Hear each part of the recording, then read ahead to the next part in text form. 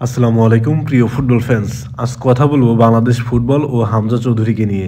বাংলাদেশ ফিফার র্যাঙ্কিংয়ে এখন ১৮৫তম স্থানে রয়েছে এবং সর্বশেষ ৯ ম্যাচে বাংলাদেশ মাত্র ২টি ম্যাচ জিতেছে এবং একটি ম্যাচ ড্র করেছে, আর ৬টি ম্যাচ কিন্তু বাংলাদেশ হেরেছে। যেহেতু র্যাঙ্কিং নিয়ে কথা উঠলো, তাই বাংলাদেশের ২৫ থেকে ৩০ বছর আগে র্যাঙ্কিং কেমন ছিল সেটা একটু দেখে আসা যাক।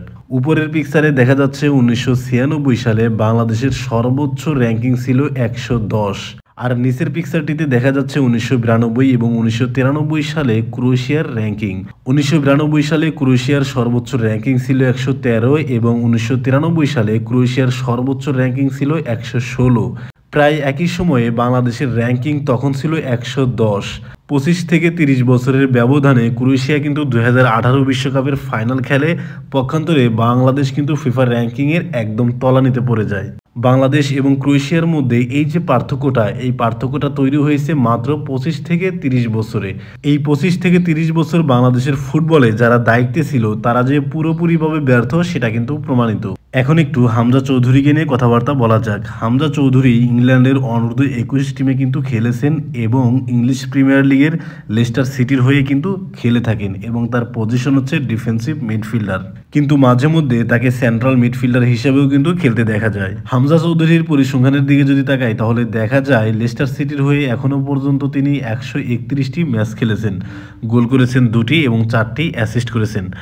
লেস্টার সিটির অনূর্ধ্ব ২১ টিমের হয়ে তিনি ৫৫টি ম্যাচ খেলেছেন, ওয়াটফোর্ডের হয়ে ৩৭টি ম্যাচ খেলেছেন, বোল্টনের হয়ে ২৮টি ম্যাচ খেলেছেন এবং লেস্টার সিটির অনূর্ধ্ব ১৮-তে ৪টি ম্যাচ তিনি খেলেছেন। তার মানে এখান থেকেই বোঝা যাচ্ছে যথেষ্ট অভিজ্ঞ একজন ফুটবলার এই হামজা চৌধুরী। বর্তমান সময়ে বাংলাদেশের ডিফেন্সিভ মিডফিল্ডার জামাল ভুঁইয়া এবং মোহাম্মদ হৃদয় এরা দুজনেই কিন্তু মেনটেন করে। হামজা চৌধুরী যখন বাংলাদেশ দলে ইনক্লুড করবেন তখনই আমার কাছে মনে হয় জামাল ভুঁইয়ার পরিবর্তে হামজা চৌধুরীকেই মাঠে নামানো হবে, কারণ মোহাম্মদ হৃদয়ের বয়স খুবই কম। তাই আমার কাছে মনে হচ্ছে জামাল ভুঁইয়াকেই রিপ্লেস করানো হবে হামজা চৌধুরীকে দিয়ে। বাংলাদেশের দুই সেরা ফুটবলার জামাল ভুঁইয়া এবং তারেক কাজী দুজনে কিন্তু খুবই কোয়ালিটি সম্পন্ন ফুটবলার। তারেক কাজী তিনি কিন্তু ফিনল্যান্ডের হয়ে খেলেছেন এবং জামাল ভুঁইয়া তিনি কিন্তু ডেনমার্কের হয়ে খেলেছেন।